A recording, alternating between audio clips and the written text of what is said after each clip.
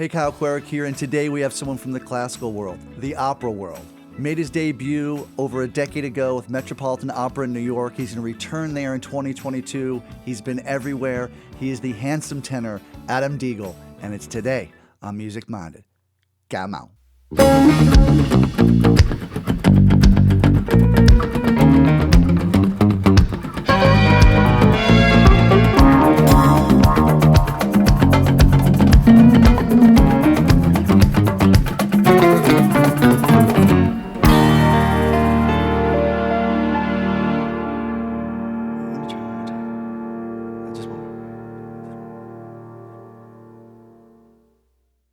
Adam, question number one. Can you take us back to the first time you remembered being moved by music or it kind of dawning on you, this is the greatest thing ever? I mean, was there a moment for you or just a few things that happened? Probably a few things that happened. One of the most memorable was my dad getting, and I'm going to age myself, my dad getting a cassette tape. Remember those? Of the three tenors, and he would play that stuff nonstop. And I'm like, I like publicly, I said that it was boring and ridiculous, but privately, I would steal it and like put it in my car and like try to sing to match these guys. And it's just like epic fail, you know. But there was something about the music that was so impactful, and it resonated with me in just this amazing storytelling way. I had no idea what these guys were singing about. Do you remember when you started doing it, when you either started studying or started singing? Do you remember the moment that you kind of thought, I have a problem because I think I have to do this and I think I'm going to do this? Do you remember that moment? Did you have a moment like that? When I was 24, I started singing in a church choir, and it went a little like this. The preacher gets up there one Sunday and he's like, "Hey, we need people in the choir. Anybody wants to join, sign up." And so I showed up for one rehearsal, and there was a guy, he was a baritone, and he could sight sing anything. And I knew I could match the pitch, but I couldn't sight sing it. Like I played clarinet and alto sax growing up. So I could read music, but I couldn't sing it, you know? Right. So I just stood next to him and I just matched his pitch. So one day in rehearsal, he tells the choir director in front of everybody, he says, "Hey, Adam's got a pretty nice voice. He should do a solo." When did you feel that you arrived? And I know that sounds a little pretentious. I don't mean that. I mean just something personal that happened, because people could have played gigs for years, but might not be what they want. Do you remember the moment where you said, this is what I dreamed of? Was there a moment like that it hit you? Yeah, I just through whatever set of circumstances, I made my Met debut in 2007, and the production was this amazing spectacle. The cast was, you know, A-list. The conductor was the best in the biz at the time, and then there's me, and I'm just like, what am I doing here? And you get on that stage and you're just like, this is awesome. I would never consider it that I made it, because in this business, as you well know, you're only as good as your last performance. Was there a hell gig? You got to give me something where you wanted to hide, you cried, you screamed, something that you can laugh at now, but can you give me a hell gig? You don't have to name names. You know, something where you forgot the lines completely and you had to make something up, or you missed a flight, So or, you know. yeah, it was early in my singing career, was still in school. We're doing this show called Into the Woods, Oh, yeah. which it's spectacular. I mean, Sondheim? Sondheim, yeah. and I'm in the baker's wife seduction scene, and I'm Cinderella's prince, and we have those mics that come down like this over our forehead, and I blank. Oh man, for how long? It felt like an eternity, right? And I'm just like, and the conductor, like, we would still be standing on that stage today if the conductor, he's down there, he just starts going, just kiss her, just kiss her, just kiss her. Did you kiss her? Yeah, it was this seduction scene was ridiculous. It was this whole makeout scene, but uh when I blanked, I accidentally said a very bad word, what I thought was underneath my breath. And when the scene was over, my colleague, right, she's like, if that ever happens again, don't cuss into your mic. What does the future hold for music? Just that open of a question. However you receive that, I guess. Um, that's a great question. I don't know what the future holds for classical music. I think that classical music and opera will still be around in, say, 20, 35 years. It'll look completely different than what it looks like today, or even 5 years ago. Yeah. I mean, I'm a huge fan of what they call alt or alt rock now, or indie rock now. I mean, Alt J, 1975, The Killers. I mean, Okay.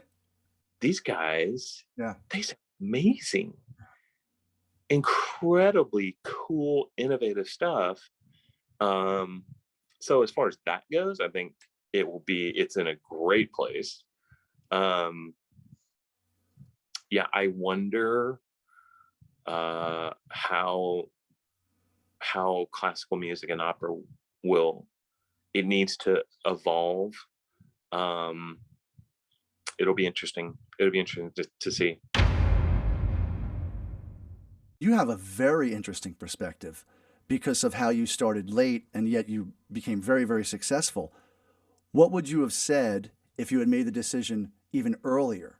Let's say that you did, to do it this way, let's say you did the kind of the classic traditional way, and at 18, you knew what you wanted to do. You went to music school for 4 years, you got out at 22. What would you say to the 22-year-old that had your ability? What would you say to them if they're going into the opera world today as a tenor, which competition is ferocious, and to sing at the Met, to get to that level? What would you tell them to prepare them at that age of 22 wanting to do that? I think the first thing is, it's difficult because your technique really solidifies in your older 20s, your later 20s. Interesting. And that's a general statement about all voices, I think. And then you really don't hit your peak until your mid 30s, early 40s. If I had advice to give to a young singer, which I've definitely done, and if I had to do it all over again, I would definitely learn how to play the piano. Okay. Like, obviously not concert performance quality, but certainly left hand action, right hand action, playing all the chords, all the melodies. I would definitely learn another language, whether it be French, German, or Italian. I would do it to a high level, certainly conversational. And then I would definitely just work on performing, getting up and singing in front of anybody, anywhere. Happy birthday, your grandparents, living room, a restaurant when someone's having a birthday, anything like that. Mm-hmm.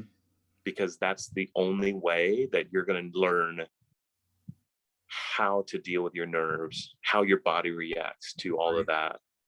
And the only way to do it is to do it. Your three favorite male singers, your three favorite female singers, and your three favorite operas. Go. Wow. Three favorite let me start with the females because I feel like that's easier. Whitney Houston, Oh, wow. Adele, Oh, and probably Etta James. look at you.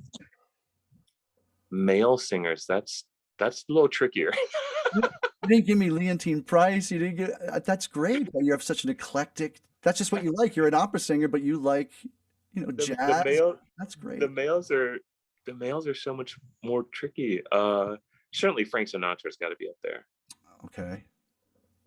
I listen to him and I'm like, how does he do that? Like, that's incredible. Adam, the first time I heard, I don't even, and forgive me, the first time I heard the song was when I was 17 or whatever. Remember the song went over. Yeah. I'll never forget the first time I heard that. I will remember, uh, it was one of the greatest musical moments of my life. And I was a kid, 12, 13, and it just took you somewhere. So I'm there with, Chills. Like, I'm getting chills even thinking about I'm that too. song. Yeah. Yeah, definitely. All right. Frank is one. You got two more. If I have to throw in an opera guy, it would be Franco Corelli, Okay. and then probably probably Pavarotti. Yeah. He's got to they got to be in there. I'll just keep it at opera. Let's do Otello, Don Carlo, Oh, wow. the four-act Italian version, and probably Tosca. Dude, those are hard. That's hard. Food, sports, or travel? Wow, man, you You know what I love the about this? hardest question ever, You know bro. why? Because artists are typically wonderful but greedy, because you want like you're like, well, I like all that. Exactly. Let's do food. I'm a foodie. Excellent. Okay. Oh, this is actually, I think, a really good question. Post-opera meal after an opera at 11 o'clock at night, 11:30 in New York on 9th Avenue. You're gonna do that 3 Fridays in a row. What are those? Yeah. What are those meals gonna be?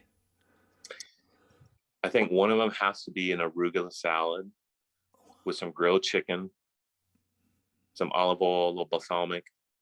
Awesome. All right, number one, starting nice and healthy. That's why you sing so well, because you don't eat garbage. Okay.